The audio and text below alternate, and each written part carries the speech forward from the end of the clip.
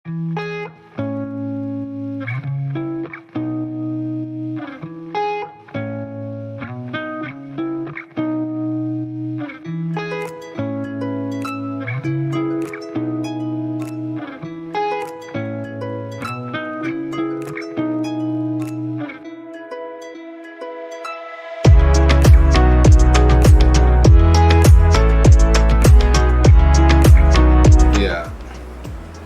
Shalom.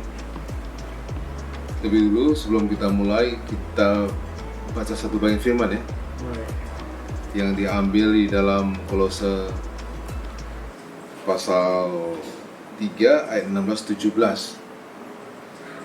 Hendaklah perkataan Kristus diam dengan segala kekayaan di antara kamu, sehingga kamu dengan segala hikmat mengajar dan menegur seorang akan yang lain, dan sambil menyanyikan mazmur dan puji-pujian dan nyanyian rohani, kamu ucap syukur kepada Allah di dalam hatimu. Dan segala sesuatu yang kamu lakukan dengan perkataan atau perbuatan, lakukanlah semuanya itu dalam nama Tuhan Yesus, sambil mengucap syukur oleh Dia kepada Allah Bapa kita. Nah, berdasarkan firman inilah segala sesuatu yang kita lakukan itu, dan juga dengan satu komitmen Christ bahwa kita semuanya melayani Tuhan karena komitmen. Jadi dalam membangun pelayanan pertama kami dalam melayani Tuhan itu tahun 86-87. Karena tahun 87 saya bertobat. Karena ada satu hal yang saya rindukan sama Tuhan. Tuhan, pakailah kami. Kami dulu adalah terbelakang dari gereja ortodoks.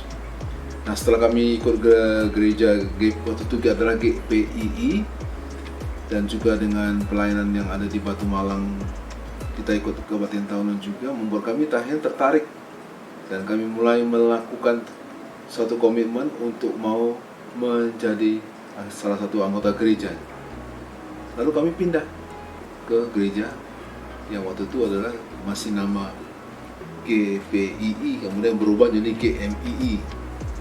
Itulah awal kami melayani, dan bersyukur sekali tahun 87 Tuhan memanggil saya khususnya dalam panggilan pribadi, membuat saya akhirnya melihat kemurahan Tuhan luar biasa, dan saya dijamah Tuhan.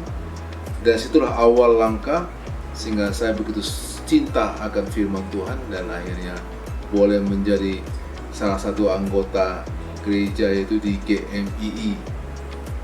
Yang tahun 92 saya dengan bersama pendeta Mel Awang, gembala sidang waktu itu, yang dulunya dia adalah wakil gembala di GPI. Setelah timbul situasi perubahan, kemudian GPI menjadi GMI. Nah, waktu itulah lahir GMI Logos tahun 92. Situ saya melayani bersama dengan pendeta Mel Awang, dan waktu itu pendeta Mel Awang sebagai gembala sidang dan saya sebagai ketua bidang PMC. Dan bersyukur bahwa dengan panggilan Tuhan itulah kami boleh melakukan satu pelayanan, terus melayani dengan satu sukacita yang luar biasa, sampai benar-benar kita mengalami suatu panggilan yang luar biasa. Itu tetap setia, komit dengan panggilan itu, yaitu dengan satu hal yang nanti akan saya uraikan ke depan, yaitu mengenai Christ. Itulah alasan kami menjadikan hidup ini begitu berarti, itu menjadi pelayan Tuhan, sehingga kami komit untuk menjadi pelayan Tuhan sampai hari ini.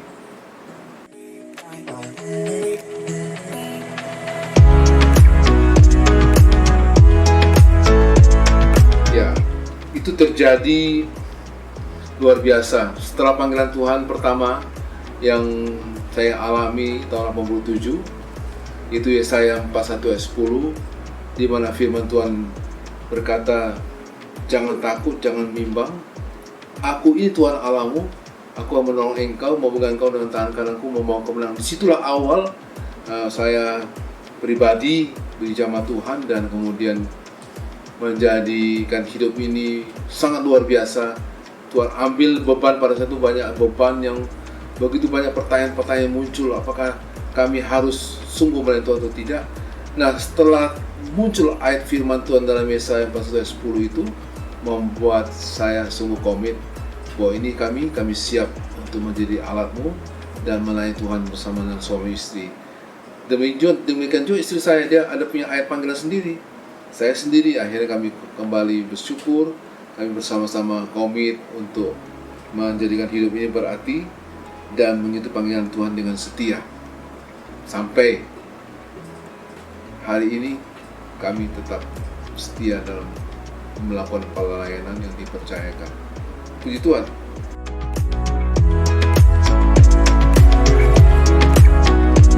Nah, tantangan berat dari pelayanan adalah memang satu hal yang sering iblis mengecoh kita dengan satu perkataan. Dulu kami suami istri bekerja luar biasa ya. Saya waktu menjadi pelayan Tuhan itu, sebelum jadi pelayan Tuhan saya masih punya posisi cukup tinggi di satu perusahaan. Saya pernah dikirim ke luar negeri kemana-mana.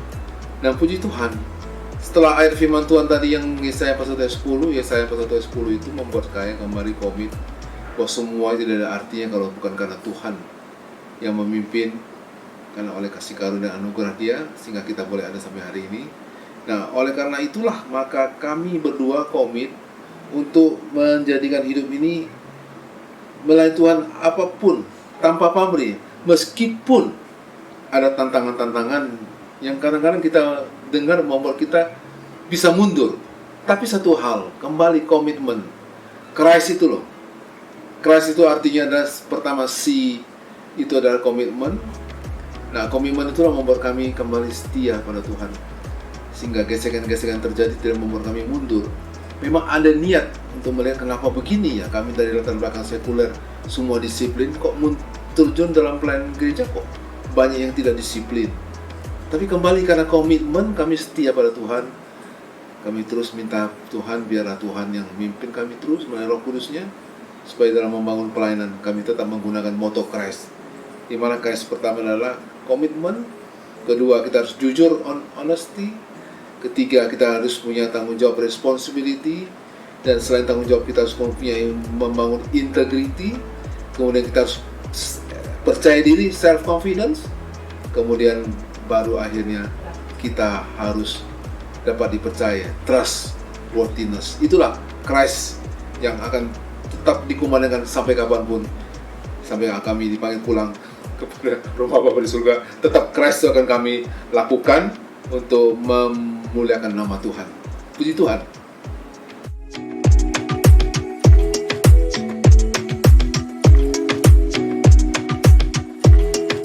Ya, pada saat lelah memang jenuh itu muncul.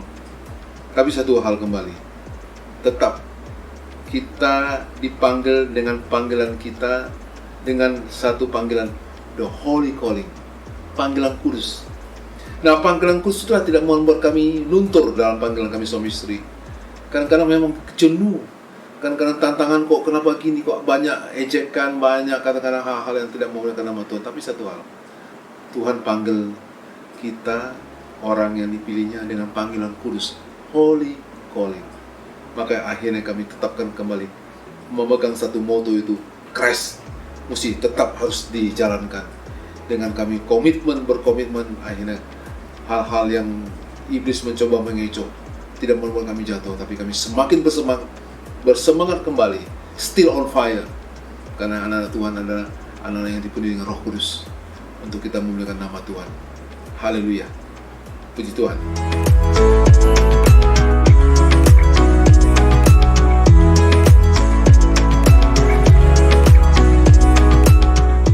Ya, untuk anak-anak muda, kemarin saya kembali diingatkan oleh waktu saya khotbah, saya selalu diingatkan, strong family, keluarga Kristen yang kuat melahirkan generasi muda yang kuat.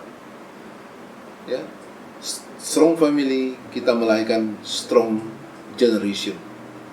Jadi kembali, kita bisa menjadi kuat, be strong in Christ, karena ada firman yang tertulis. Sehingga untuk anak-anak muda, jangan cepat kecewa, cepat ingat bahwa engkau anak muda dipersekutukan Tuhan untuk membangun pelayanan dengan satu dasar kokoh. Yesus Kristus menjadi foundation, menjadi fondasi kita. Dan itu anak-anak muda ingat, masa depan kamu penuh dengan satu terbentang luas untuk memajukan kerajaan Allah dengan satu hal. Ingat bahwa janji Tuhan adalah janji yang ya dan amin. Bangunlah kehidupan kalian dengan satu hal, bahwa Kristus menjadi fondasi dalam kehidupan kita untuk membangun kerajaan Tuhan. Karena kita adalah generasi penerus yang Tuhan percayakan untuk nama Tuhan dimulai dari anak-anak muda. Jangan cepat kecewa. Kenapa? Itu suatu tipu daya iblis. Kita ingat panggilanku, panggilan yang saya alami sekarang adalah panggilan kudus yang Tuhan siapkan untuk menghancurkan kerajaan iblis, dan kita menjadi generasi muda yang siap pakai untuk memuliakan nama Tuhan. Haleluya. Amin.